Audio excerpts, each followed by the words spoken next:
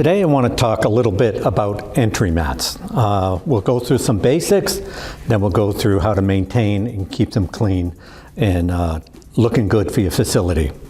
The first thing I want to review is you should have adequate amount of matting outside your building and on the inside of the building to keep the dirt from migrating into your building.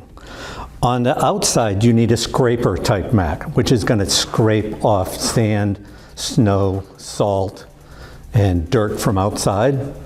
On the inside, you need a wicking type mat, which will dry your feet before you step onto your carpet or your floor inside.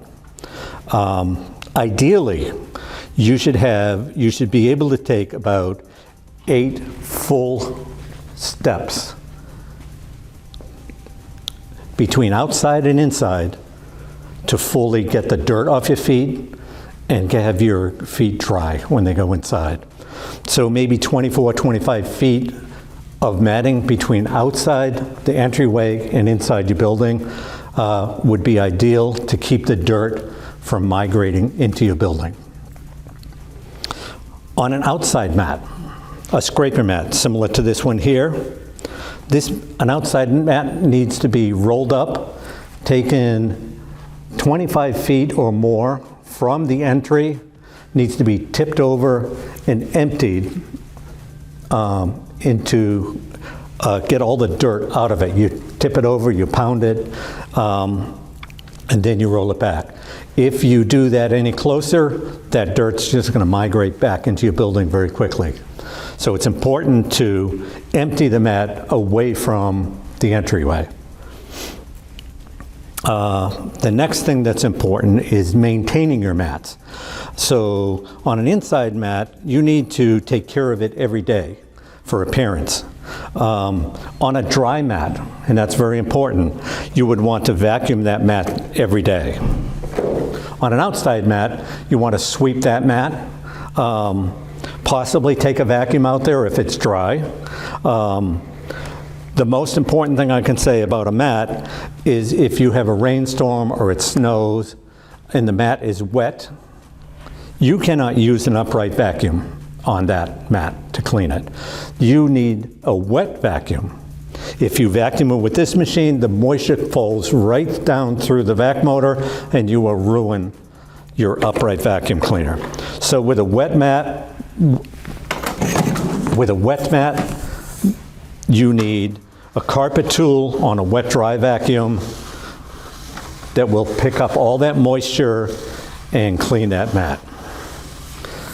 If a mat is wet, you need to try to get it dry. One way to do that is some sort of air mover. If you put an air mover in the area and to blow air across that, you'll help to dry that mat out, which is very important. For long-term maintenance and care beyond daily cleaning with a vacuum, you can extract the mat. So you would use a carpet extractor, such as I have here. Self-contained unit in this case. It's a unit that you would spray and remove the soil, the wet, the dirt. But first, you need to pre-spray the carpet. So you get your heavy-duty pre-spray that you would normally use on a carpet, and you would spray that on your mat thoroughly.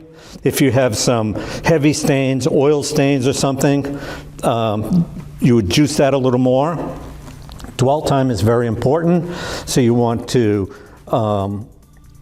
let that chemical sit on the mat for 5 to 7 minutes. Then you would take your carpet extractor and extract out that soap.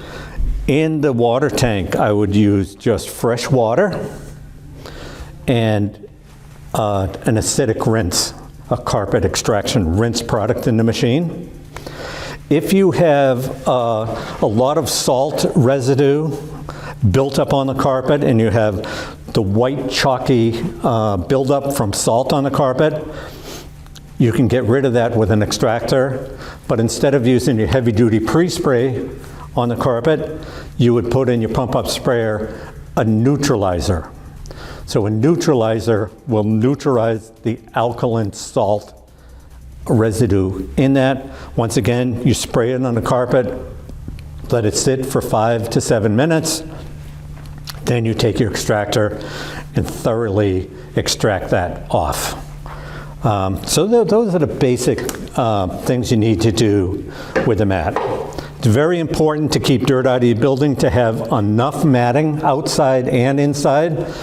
You need scraping mats outside, you need wicking, drying mats on the inside. On a dry mat, vacuum it every day.